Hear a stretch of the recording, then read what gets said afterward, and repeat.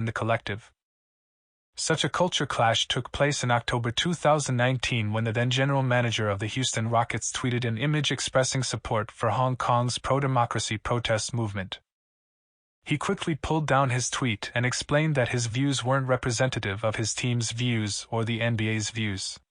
Morey was then attacked by the American side for not standing up for free speech, and the Chinese side held the whole league responsible and punished it by dropping all NBA games from China's state television, pulling NBA merchandise from online stores, and reportedly demanding that the league re-Morey.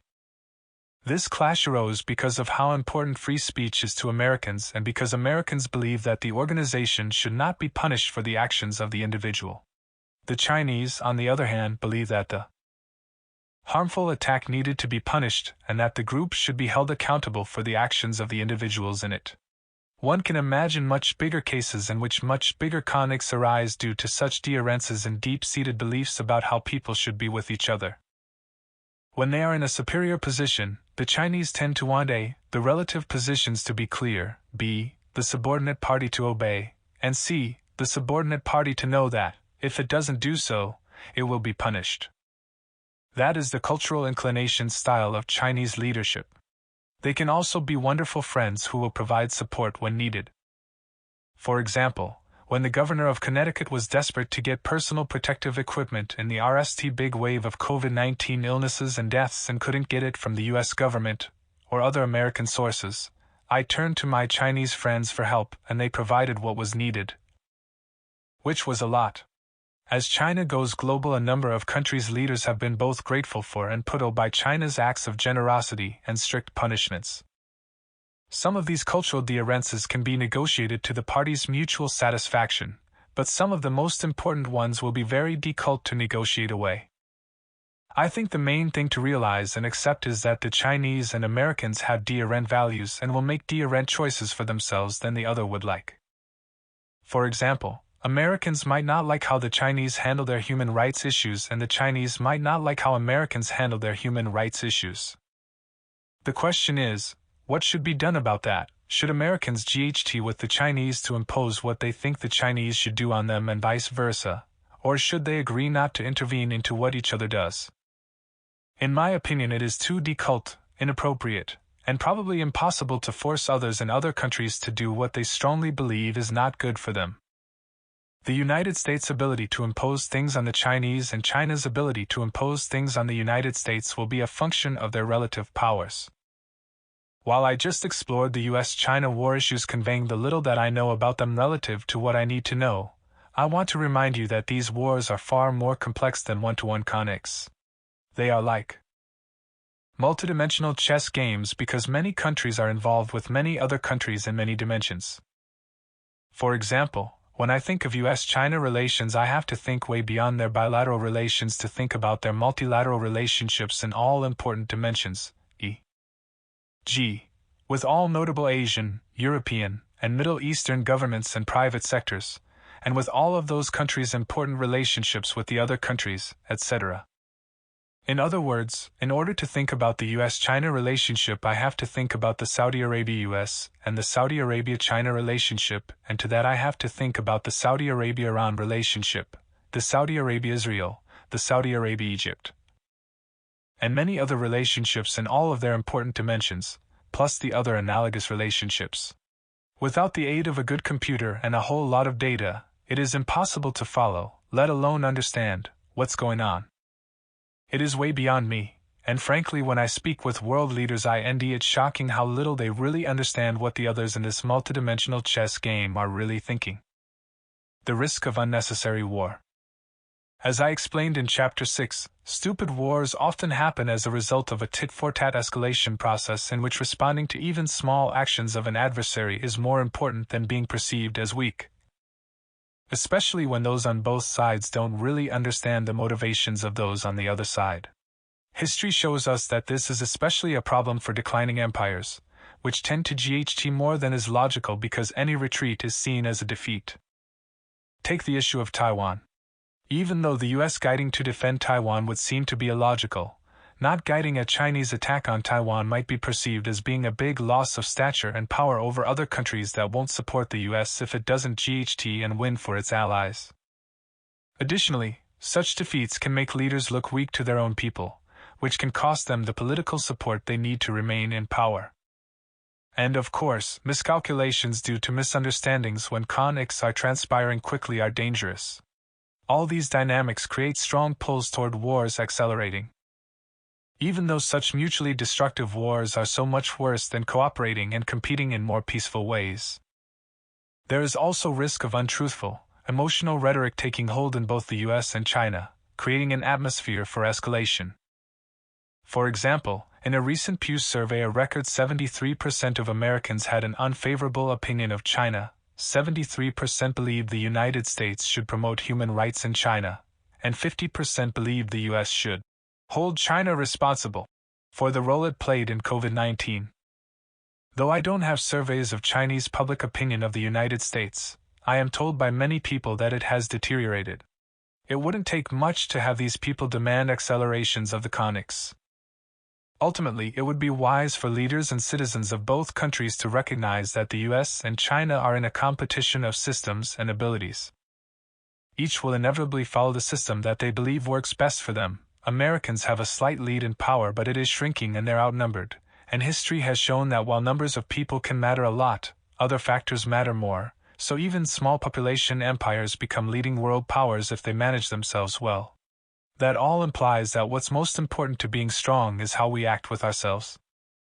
The war with ourselves, the enemy is US.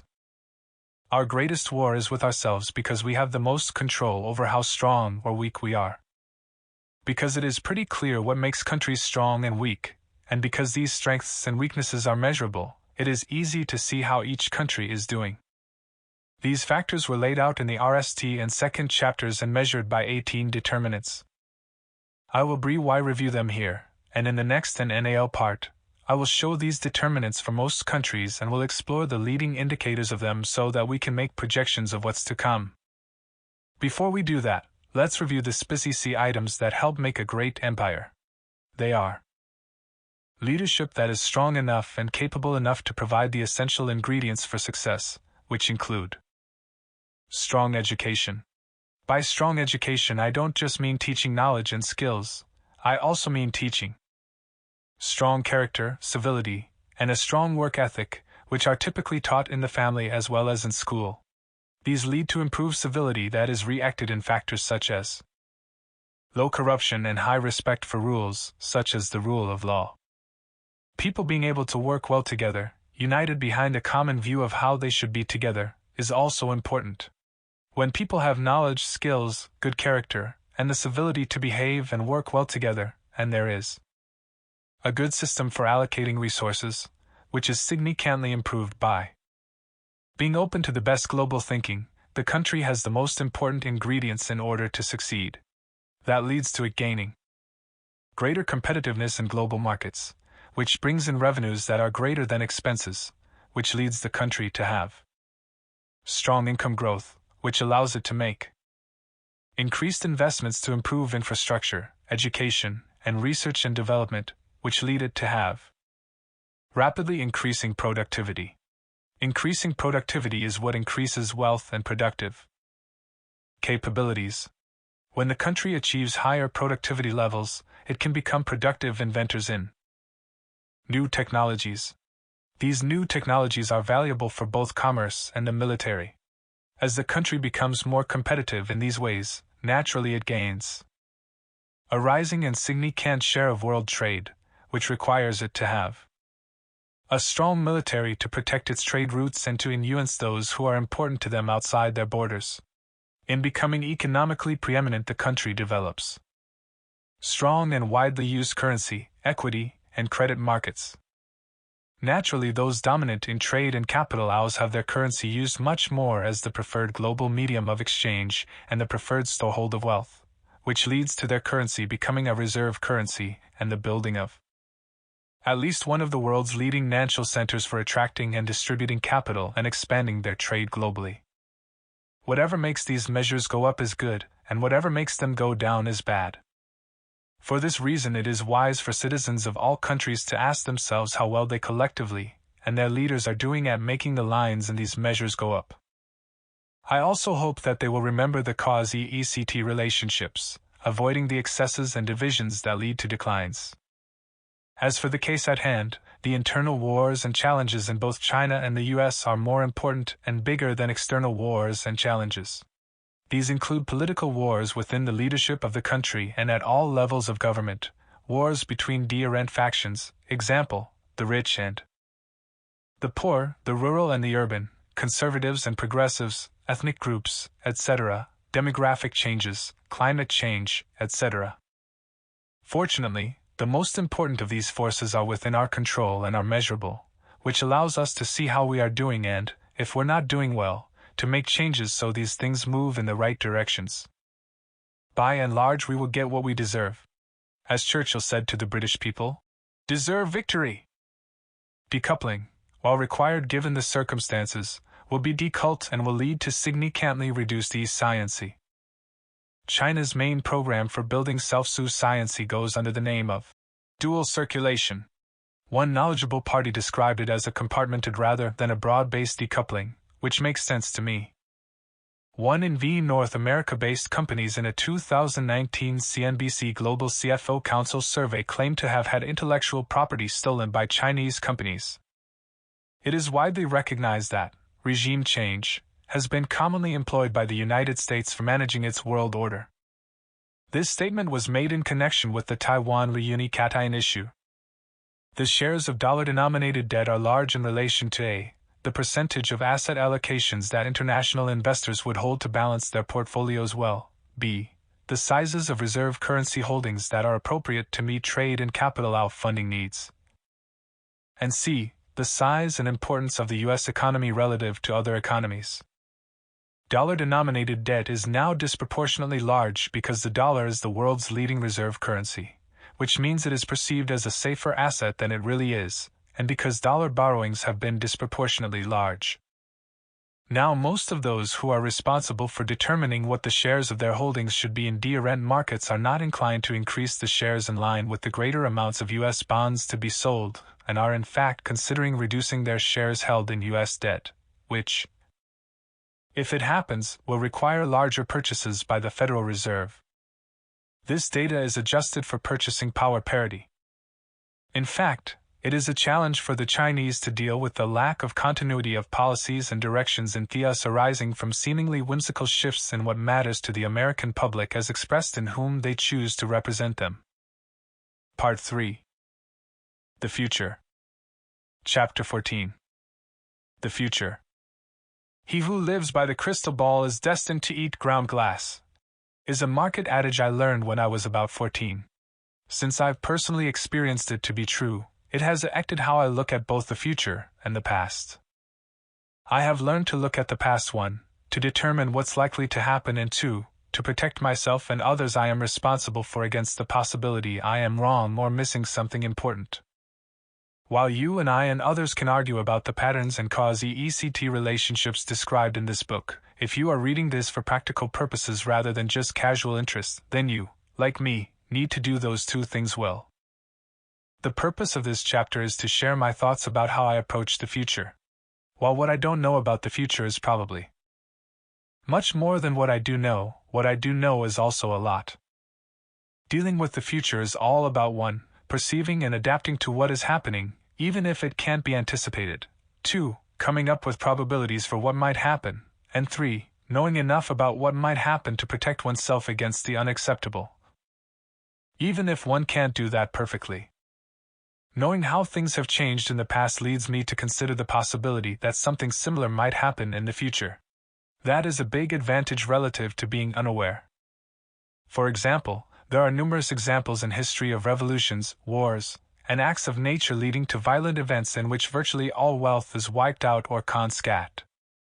Knowing this, I am constantly looking for leading indicators of the same things happening again, and having leading indicators of these things, even if they aren't perfect, puts me in a better position to protect myself than remaining blissfully unaware and unprepared for what might happen.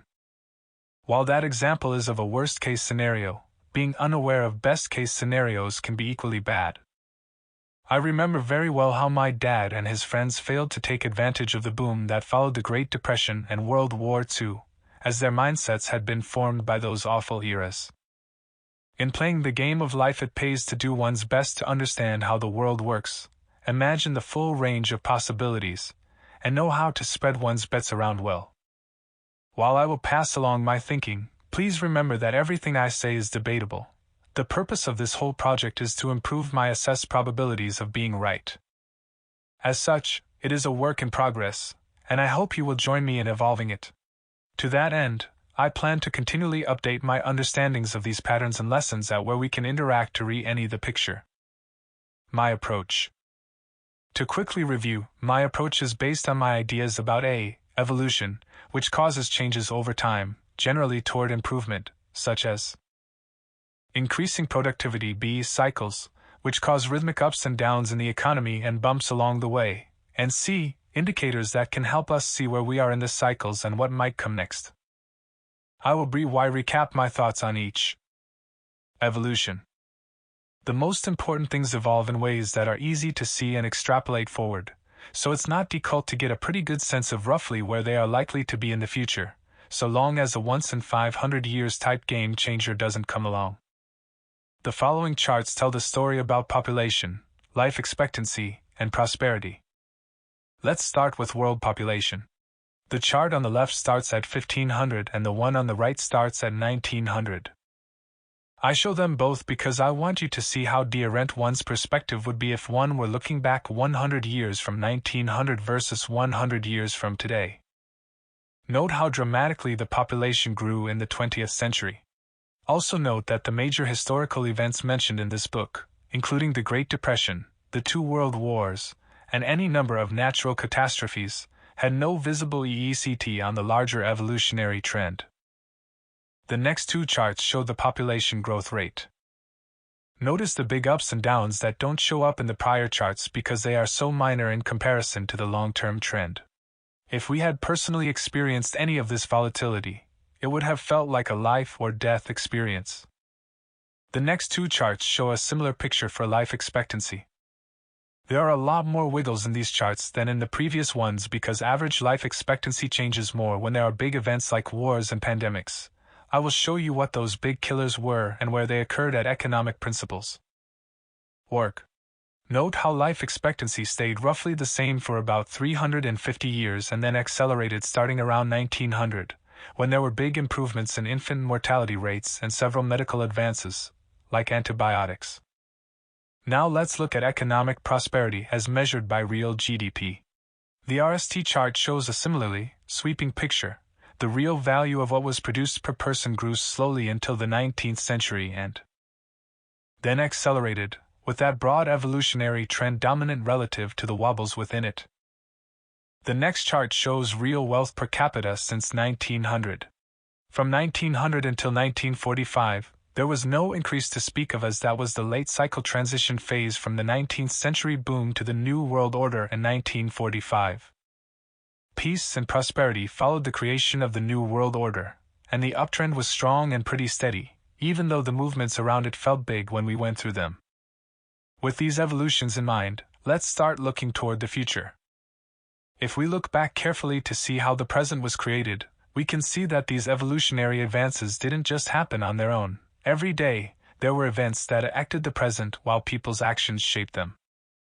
At the same time, we know that we never could have anticipated them individually. If we had tried to predict each of the species wars, droughts, pandemics, inventions, prosperous periods, declines, etc., we would have failed. But even without knowing about any of those species developments, we could have pretty confidently said that advances would occur that would enable significantly larger populations to live significantly longer while enjoying significantly higher standards of living because of the evolution that has already occurred, and that we have every reason to expect to continue to occur, from humanity's inventiveness.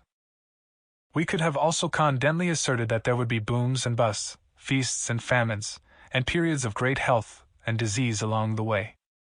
Based just on what happened in the past 100 years, one might conclude that one can get pretty good estimates just by extrapolating the past forward. As an example, by simply extrapolating the past 100 years, it would be reasonable to expect that in the next 10 years the world's population will be around 10–15% higher than it is today, the output per person will be about 20% higher, the wealth per person will be 30% higher, and the average life expectancy will be 7.5% higher, give or take a bit. It would be reasonable to expect that in the next 20 years they will be up 25, 30%, 45%, 70%, and around 15%, respectively, without knowing specifically how that will happen. That simple, not especially thoughtful analysis paints a picture that probably won't be far, but it could be. It is easy to paint this picture in much greater detail by looking at the same stats for each country, and each subgroup within a country in this way. Processing all of this information is pretty complicated for the human mind alone, but not for a good human mind working with a computer. But we can see that a picture drawn from pure extrapolation is not good enough. For example, standing in 1750, it would have been reasonable to believe that it was a timeless and universal truth that monarchies and landowning nobles overseeing peasants with the help of soldiers would be the governance system in the future. That agricultural land would continue to be the most important money-earning asset, that per capita incomes would grow at only around 0.5% per year, and that life expectancy would remain steady at about 30 years. That was how it had always been. You would not have imagined capitalism and democracy as we now know it, let alone that there would be a United States, and that it would be the leading world power. The big curveballs come when a few really big things cause a paradigm shift that alters the evolutionary rates of change. The paradigm shifts that came in the early 19th century arose from the confluence of the invention of modern tools of Nance, machines that could do the work of people, the development of more inclusive societies that broadened opportunities to be inventive and productive, the increased use of books and libraries so knowledge could be more broadly shared, and the application of the scientific method. While these things couldn't be anticipated, they could have been perceived, understood, and adapted to. That's why while extrapolating the past is generally a reasonable thing to do, also be prepared to be surprised because the future will be much different than you expect it to be. Throughout my roughly 50 years of investing, I have seen a number of well-established beliefs based on both what happened before and what seemed logical at the time be proven wrong. The greatest recent disruptor of well-established beliefs was the digital revolution. Through these experiences and observations I learned that identifying, understanding, and adapting to paradigm shifts is essential. Even if one can anticipate them, though trying to anticipate them with good indicators that help is having good indicators can also help you tell when what looks like a paradigm shift is only a passing fad, which is just as important. Cycles and bumps along the way. Cycles and bumps were covered comprehensively in prior chapters, but they warrant reaction now that we are shifting our attention from the past to the future. Though they barely register when compared to the mega-macro picture, they can damage and kill large numbers of people. Just look at the following charts that show depressions, declines in wealth, deaths in wars, and deaths via pandemics over the past 500 years to gain some perspective about them.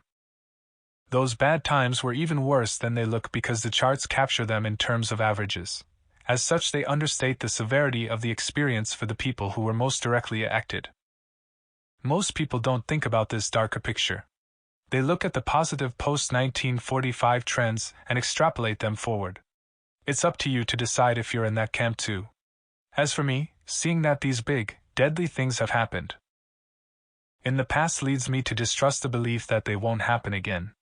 Unless and until someone shows me better evidence that they won't happen again than the simple fact that they haven't happened yet, I am going to assume they will and try to protect myself from their consequences. One of the overarching principles I derived from my research and my 50-plus years of investing experience is in the markets and in life. To be successful, one should bet on the upside that comes from evolution that leads to productivity improvements. Be aggressively that cycles and bumps along the way knock you out of the game. In other words, betting on things being better, example, real earnings being greater, is pretty much a sure bet. But betting too much on that so that a bump along the way can ruin you is bad. That's why having quality indicators helps a lot. Quality indicators. Because everything that happens is the result of events that have happened before, I have some pretty good and logical, though imperfect, leading and coincident indicators of important changes. Some can be quanti-ed, while others can't be. As previously explained, I found 18 determinants that explain most of the conditions and changes in wealth and power both within and between nations. I will soon show you the readout of all of these 18 determinants for each of the 11 major powers I'm following in this book. More detail on the top 20 countries is shown at. But I want to share some big picture thoughts about the V determinants that have had the biggest impacts in the past and that I believe will have the biggest impacts on what happens in the years ahead: innovation, the debt money capital market cycle, the internal order and disorder cycle. The external order and disorder cycle, and acts of nature. When looking at the charts, remember that in some cases the determinants rise and fall together because they are mutually reinforcing, while in others one country's gains are at the expense of another's.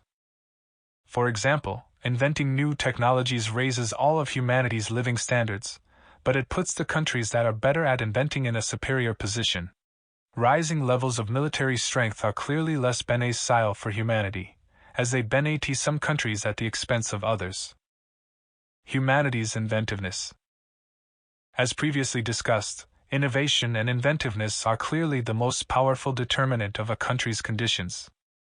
Think about all the things that we can't imagine not having that were invented or discovered in just the last 150 years.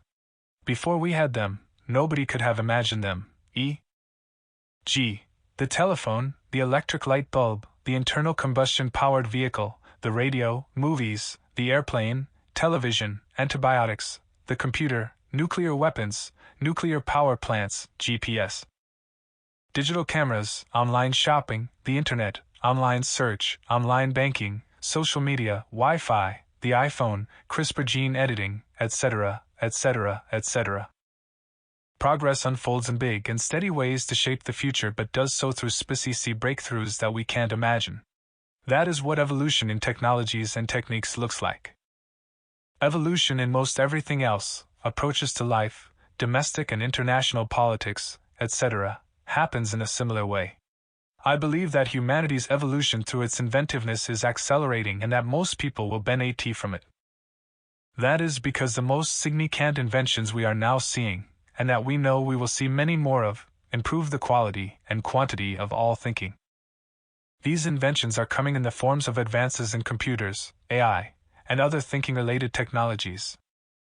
Because they can be applied to many domains of human activity and decision-making, it seems obvious to me that the rate of invention and improvement in most areas will accelerate at an even faster pace, rapidly raising productivity and living standards. Humans now have computers to help them think in ways in which they are comparatively handicapped. At the same time, humans can help computers get past their inherent limitations, e.g., their complete absence of imagination, intuition, common sense, value judgments, and emotional intelligence. This collaboration between humans and computers will increase both the quantity and quality of thinking, portending radical improvements in almost every area of life. I know this because I have experienced it, and I can already see some of these improvements on the horizon. In other words, the abilities of both computers and humans will improve at an increasing pace. Perhaps most importantly, advances in and the wider use of quantum computing with AI will lead to unimaginable advances in rates of learning and improvement, and changes in global wealth and power. These changes will occur in varying degrees in the next 20 years, but I believe they will add up to the greatest shift in wealth and power that the world has ever seen. Quantum computing with AI will be to traditional computing what the computer was to the abacus, providing humanity with vastly more power to see, understand, and shape things. That makes me long-term very optimistic and eager to bet on great new discoveries. Even without the boost from quantum computing, I'd expect the human lifespan to increase by a lot over the next 2 decades, for reasons we can see and for many more reasons that we can't yet see. A few inventions that are already on the horizon are AI and robotics in healthcare, health monitoring, and advice-providing wearables, advances in and the practical use of genome sequencing and gene editing, mRNA improvements in vaccines, and breakthroughs in nutrition and drugs. And if the past is any guide, there will be many more inventions that we can't yet fathom. Naturally, I can't help but imagine the implications for investing. All else being equal, equities in the companies making new inventions and the companies that benefit from them are the right ones to own if you want to bet on evolution happening. But whether the returns to investors match the performance of the innovations depends on how governments decide to divide the process of productivity. If the world is Nancy Ally overextended and has large wealth gaps, this creates headwinds. Also, price matters. It's possible to invest in great companies and lose money because they are so expensive and invest in bad companies and make money because they are so cheap. Finally, and as with everything else, there are downsides. Humanity's inventiveness and the new technologies it produces can have bad as well as good EX. Advances in technologies for enacting harm will certainly occur alongside advances in medical care. So my view is that inventiveness and increases in living standards will probably get a lot better a lot faster, if humanity doesn't kill itself RST. The next chart shows our latest reading on the inventiveness, technological advancement, and entrepreneurship we see in major countries. The arrows on the top of the bars show whether the trend in each country's standing has been up, sideways, or down. This gauge gives about half its weight to 1, a combination of external rankings and measures of innovation per capita, and half to 2, the country's absolute share of key innovation metrics. Like all my gauges, it is approximately right but not perfectly right, so it's meant to be broadly indicative. As shown, the US is at the top of these measures with a marginal lead over China, which ranks second. But the US's position is steady, while China's position in the standings is rising fast. Remember that whoever wins the technology war usually wins the economic and military wars. For more detail on all the gauges shown in this chapter, please refer to the end of this chapter, where you can read a short description of each. The debt money capital market economic cycle. As I explained earlier, this cycle is the biggest driver of the ups and downs in economies that have big implications for internal and external politics and wars.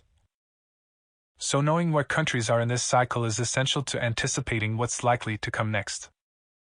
Based on my readings of history, my readings of existing conditions, and my understanding of how the economic machine works, the promises that are denominated in the world's reserve currencies, most importantly the dollar, are too large and growing too fast to be paid in hard money. In other words, the debt that is denominated in these currencies is an overhang. So money will probably be printed to service debts, and debt growth and interest rates will probably be held below inflation and economic income growth rates. This reacts the fact that the major reserve currency countries are late in their debt money capital market economic cycles, and that wealth will probably be increasingly redistributed from those who have a lot of it to those who don't have enough of it in one way or another. The extent to which these things will be true will vary from country to country, though it will likely be worldwide. For that reason, the biggest risk in the long run is the currency value of money risk, which most people don't pay enough attention to. I hope Chapter 4 helps people understand and deal with it better. To be clear, because the reserve currency countries that are running big deficits have their deficits and debts denominated in their own currencies, their ability to print the money to service the debts transfers the risks from them as debtors to those who are holding the debt as creditors. So, the big risk is not that those big debtors will default, it is that creditors will hold assets that will be devalued, i.e., that the returns from holding debt assets will be less than the inflation rate. I believe a great transfer of wealth from creditors to debtors is coming for the same reasons it has always come in the past. What does that mean for the dollar and the other more minor reserve currencies? Will they decline and others replace them? Most probably they will decline analogously to past reserve currency declines, slowly for a long time and then very quickly. As we saw in those cases, the pace of reserve currency declines significantly lags the pace of the declines in other measures of strength. Reserve currencies tend to live on long after their fundamentals cease to justify their prominence because they become deeply entrenched in the ways things are done, and there is a strong inclination to keep them. Then they abruptly plunge when it becomes clear that the fundamentals behind the currency make holding debt in it a bad deal. The fall happens fast because the currency's rate of decline outpaces the interest rate paid to the holders of the debt. The net losses lead to selling, which causes more losses, so the spiral becomes self-reinforcing. The Dutch guilder and the British pound both plunged in this way due to geopolitical crises defeats happening when they had large debts. Those events made it clear to creditors that their fundamentals were weaker than they had assumed, and the interest rate couldn't compensate for the decline. While I have very good indicators to identify this kind of decline happening as it happens, and some pretty good leading indicators that indicate when it will happen in the short term, my long-term leading indicators are only SOSO for timing purposes. That is because they are natural and based on supply and demand. It is pretty easy to assess the natural conditions of countries in the same ways that one assesses the natural conditions of people and companies, by checking whether they are running surpluses or deficits and have more assets than liabilities. Ending out if their debts are in their own or foreign currencies and who is funding them and why. Because these are all long-term drivers, it is also pretty easy to see which countries and currencies are vulnerable. But anticipating exactly when the big fall will happen is difficult. The debt burden gauge shown next is based on a combination of A. Debt levels relative to asset levels, B. The sizes of external and internal surpluses and deficits, C. The sizes of debt service costs relative to GDP, D. The amount of debt in a country's own currency versus foreign currency, E. The amount of debt held by its own citizens versus foreigners, and F. Its credit rating. I composed it this way because this way has proven to be the most reliable way we have of foreshadowing declines in the real value of money and the debt assets that are promises to receive money. Whether they come in the form of debt defaults that result from not creating enough money and credit to satisfy excessive debt needs or devaluations that come from creating more than enough money and credit to satisfy excessive debt needs. I constructed this index to exclude reserve currency status so that I can see the exposure a country would have if it lost its reserve currency status. Reserve currency status is shown in the chart that follows. Together these charts paint a pretty clear picture. For example, while the US's debt burdens are high, its debt is denominated in dollars, the world's leading reserve currency, so it has the ability to print money to service its debts. This reduces its risk of default but increases its devaluation risk. As you can see, if the US lost its reserve currency status, it would be in serious financial trouble. Russia and Germany rank strongest on the debt burden gauge because they are the least indebted. Russia has no reserve currency status, and Germany has a fair amount because it uses the euro, now the second most important reserve currency. China is in the middle of the rankings on the debt burden gauge because its debts are moderately high, mostly in its own currency, and mostly held by the Chinese. Its reserve currency status is emerging. The Internal Order and Disorder Cycle. Luo Guanzhong's classic book Romance of the Three Kingdoms begins. The empire long divided must unite, and long united must divide. Thus it has ever been. That has been true of China and most other places, and it is likely to continue, so it's a good principle. I explained the big cycle of internal order and disorder in Chapter 5, so I won't reiterate it here other than to remind you of a key principle. Peace is profitable and war is costly. That holds both within countries and between them. When parties cooperate and compete well, and don't waste resources on guiding, productivity and living standards rise. When they GHT, they waste resources, they destroy more than they produce, and living standards fall. It is for this reason that the degree of con-ICT within a country is such an important indicator. As of this writing, there are varying amounts of con-ICT going on within different countries, as shown in the next chart.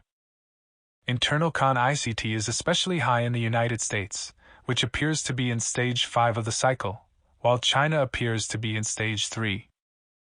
Changes to this measure can happen quickly. Example, the changes that produced the Arab Spring, the conflicts in Hong Kong, internal wars in Syria and Afghanistan, recent big protests in Peru and Chile, etc., leading to revolutionary changes in their internal orders. Because I expect that these readings will be out of date by the time this book is in your hands, I will update them regularly At the end of the day, power rules and tests of power are the ways one learns who. Sometimes that happens within a framework of rules that are respected. In those cases, GHTs for power occur in a mutually agreed upon and productive way that supports the internal order. But they can also happen in unproductive, no-holds-barred ways that can lead to the violent disruption of both the leadership and the internal order.